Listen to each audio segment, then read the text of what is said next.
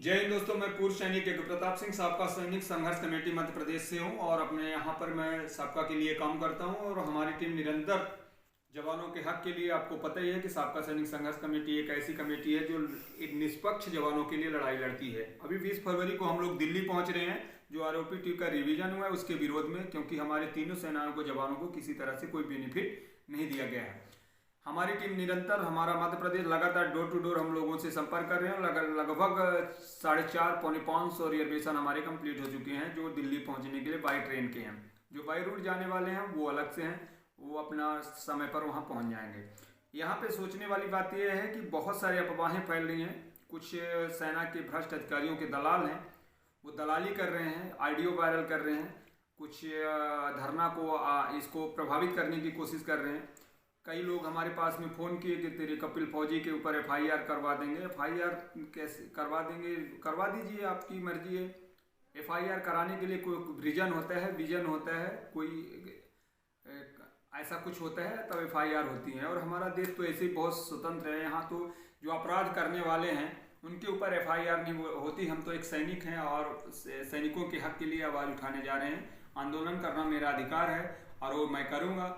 काम आगे की कार्रवाई करना सरकार का काम है।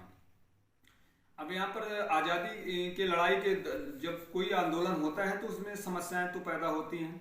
कुछ लोगों को अच्छा लगेगा, कुछ को नहीं लगेगा। जैसे देश आज़ाद के दौरान कुछ लोग अंग्रेज के जाने से रो रहे थे और कुछ लोग गर्म दल से थे तो कोई नरम दल से था। महात्मा गांधी नरम दल से काम कर रहे थे, भगत सिंह आज़ाद गर्म दल से काम कर रहे थे।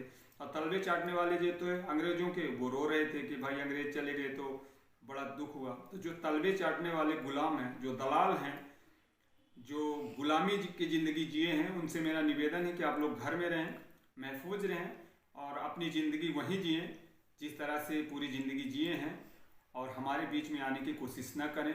क्योंकि मेरा आंदोलन 20 फरवरी को है और 20 फरवरी को ही होगा।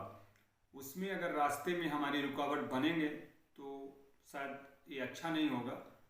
बाकी जयचंद तो हैं ही हैं हमारे देश के अंदर, जो कहते हैं ना कि घर का भेदी लंका ढाए। तो जो विभीषण हैं, जो अपने जवानों की ही गर्दन पे तलवार रखकर और उनकी बलि चढ़ावा आए हैं, उन लोगों से निवेदन है कि आपके भी बच्चे हैं और आपकी औलादें हैं, उनके बारे में सोचिए। गुलामी से निकल कर कुछ हट कर करने की सोचिए। ये इंसान का जीवन पाए हो तो जब तक जियो तो किसी के लिए अच्छा करके जाओ। मरने के बाद तो नेता भी इसी मिट्टी में विलीन हो जाता है और भीख मांगने वाला भिखारी भी इसी मिट्टी में विलीन हो जाता है। हमारे सबसे बड़ी समस्या है कि हमारी जो सेना की समस्याओं को पटल पर, सरकार की टेबल पर रखने का काम थल सेना अध्यक्षों का होता है।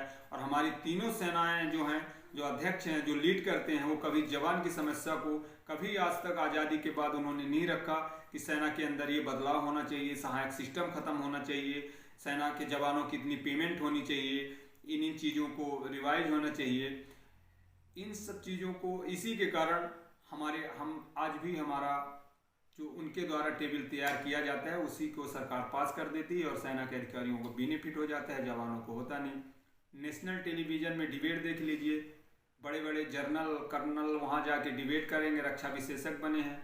किसके बाप के और रक्षा विशेषज्ञ सरकार के इशारे पर नाचते हैं। एक रिमोट वाली कठपुतली हैं, जिधर दबा दो उधर ही जिंदाबाद करते हैं। तो वो सब चीज़ें इसलिए है क्योंकि जवान आवाज़ नहीं उठा पाते एकत्रित होकर। इस बार हमारी जवान की आवाज़ दिल्ली लाल किले को पार करके और उनके घर, उनके कानों तक जाएगी। मेरा मकसद लाल किले के ऊपर जाना नहीं है, मेरा मकसद सिर्फ इतना है कि हमें दिल्ली में आवाज़ उठाना है और शांतिप्रिय आंदोलन करना है। और दोबारा से मेरा उन दलालों से, उन गुलामों से निवेदन है कि आप लोग रास्ते में न आएं और जवानों का साथ दें, सपोर्ट करें और आंदोलन अच्छे तरीके से हो, ताकि हमारी आवाज़ और हमारे आने वाली पीढ़ियों को बेनिफिट मिल सके। जय हिंद, जय भारत।